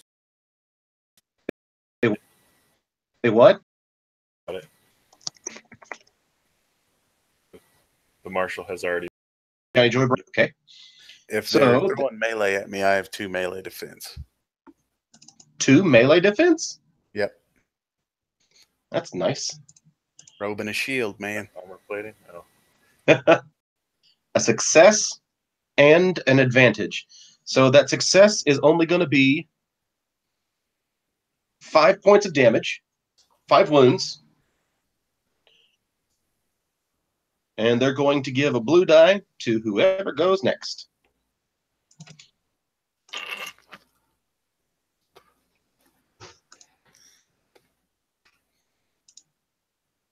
And minions B, C, and D are actually going to lose that blue die. But before, at the front of the train car, on the seat across the aisle from the Billy Bellhop, that gun out. U.S. Marshal, put down your guns. And this last group is going to shoot at him.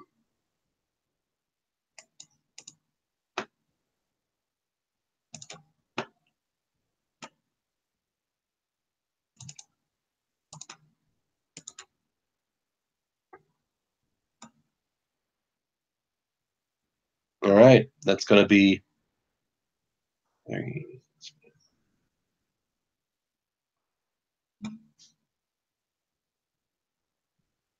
Oh, forgot a blue.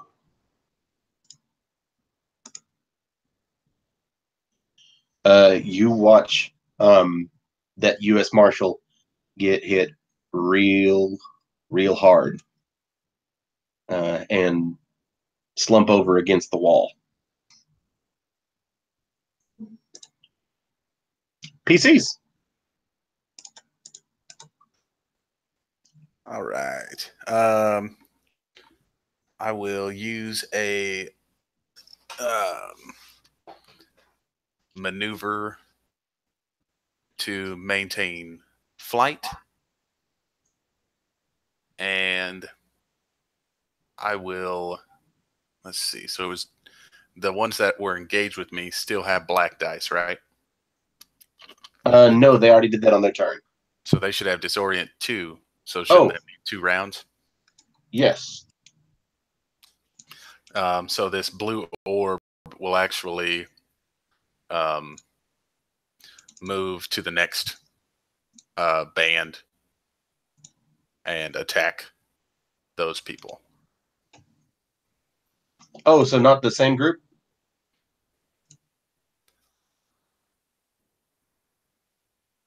Yeah, I guess it probably makes more sense to just keep attacking that same group. That's fine. Okay. Let's see. So that's 2 purple. Yes.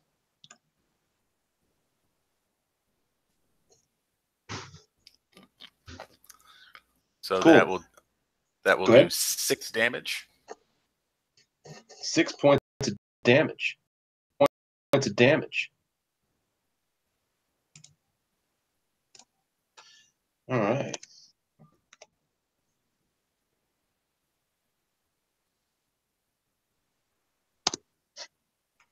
They are all still standing. All right. And Johnny will clear his throat and then head back into giving him another tongue lashing here. Okay.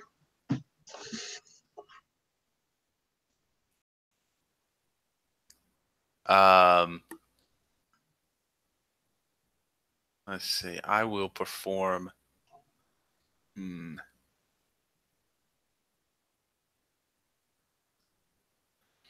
Let's see. I will go into a guarded stance. All right.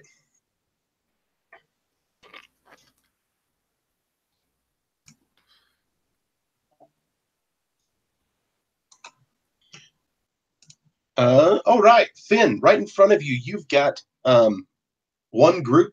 They're trying to in the seat beside you, or on your bench. The person who you were assigned, who has assigned a ticket next to you, has already hunkered down, and is you see them taking out a pocket watch, and the guy with the gun that's right in front of your seat, like, give me your glasses too. You give me everything you've got on you. And across the aisle, there's another dude doing it. And there's a third dude who's over there just harassing people with you.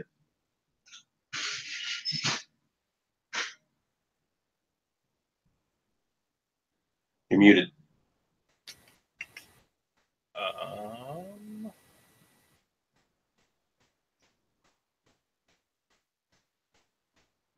Yes.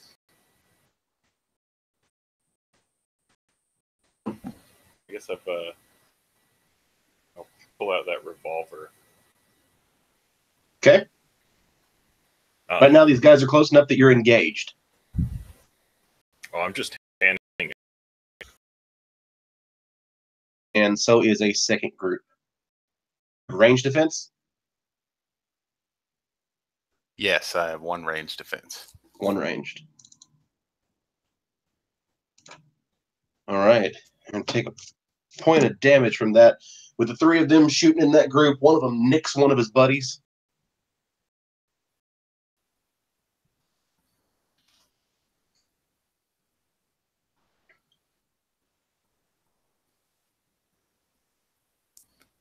You don't have any soak?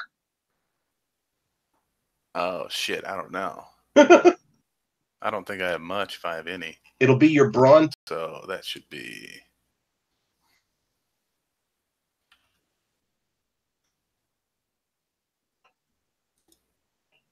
That would have been from the last round in this round.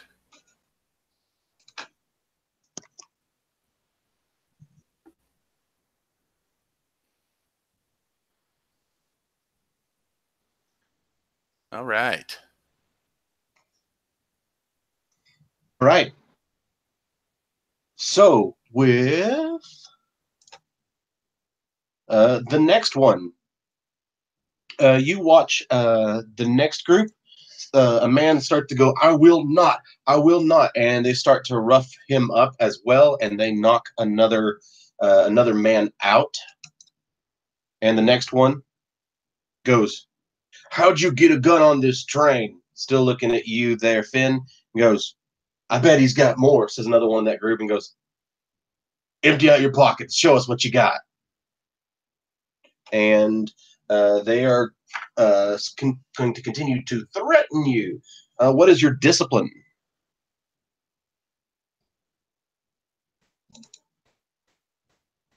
Is 2. So you are easily not swayed. PCs.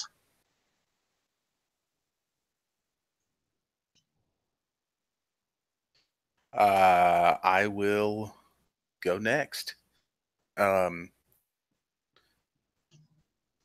So it shouldn't cost me a maneuver to just have the orb reattach, correct? Correct. Okay. Since it's engaged with you still. Going to happen. He is actually going to from a basically two plates slide open in his right thigh, and he reaches down and he pulls out his gun. They step back. He takes this gun and he will spin the strain to aim.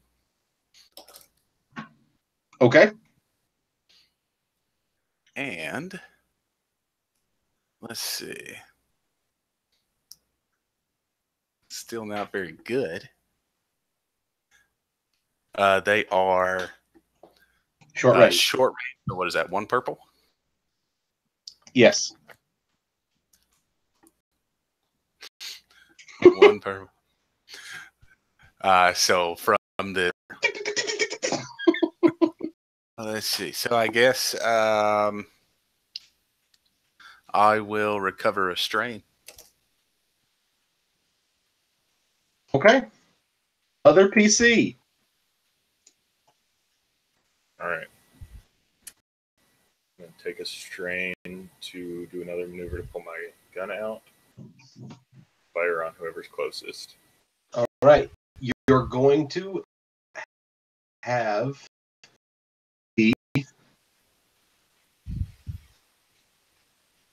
it'll be 2 purple.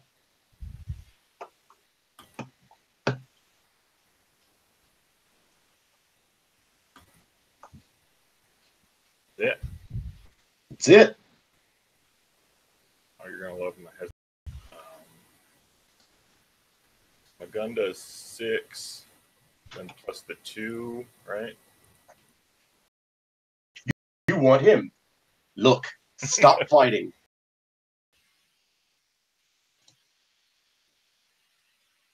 You're muted. Yeah, it is 3 purple.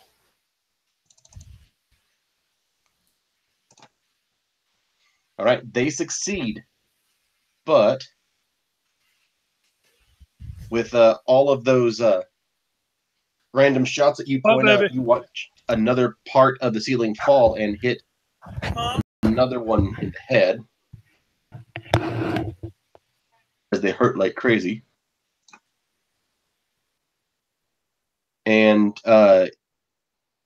you have been coerced.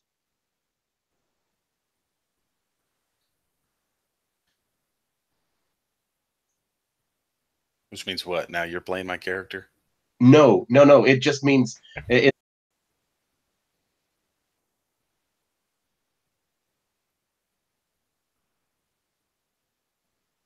would your character keep fighting when they have been threatened and feel threatened?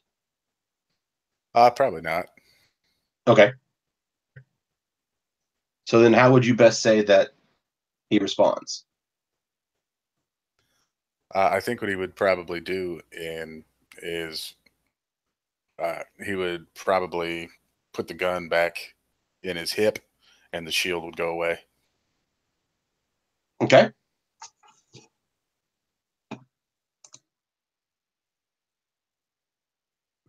Turning around,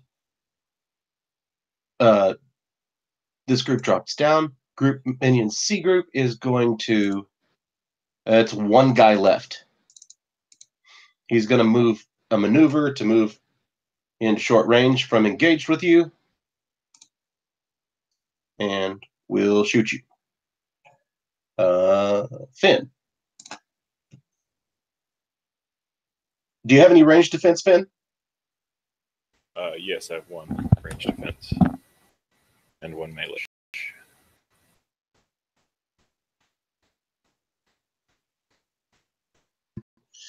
And they finally shaken themselves, and after shooting the other marshal, will come, turn around and face on you, and they go, "Get down like the bot, or we'll kill you too." What is your discipline? 2. 2? And they succeed.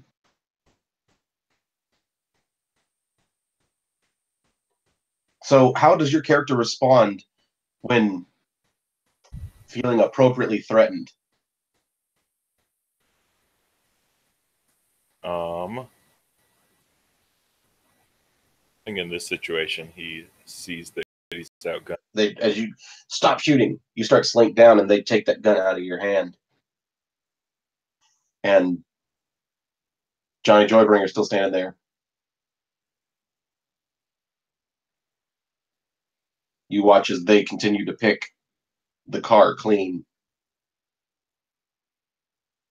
And then going back over to Esteban and Zeb. So y'all are starting to walk out of the car, leave the back of this car, when all of a sudden you hear the door slam behind you. Footsteps come running. And you hear from behind you, "The warden!" Or, excuse me, not the warden. "The marshal! The marshal! You never, when I found him, he was sitting there in a pool of blood. He's been shot in the leg. What's going on?" And there is where we will fade out. Thank you, Mike, Clyde, Caleb.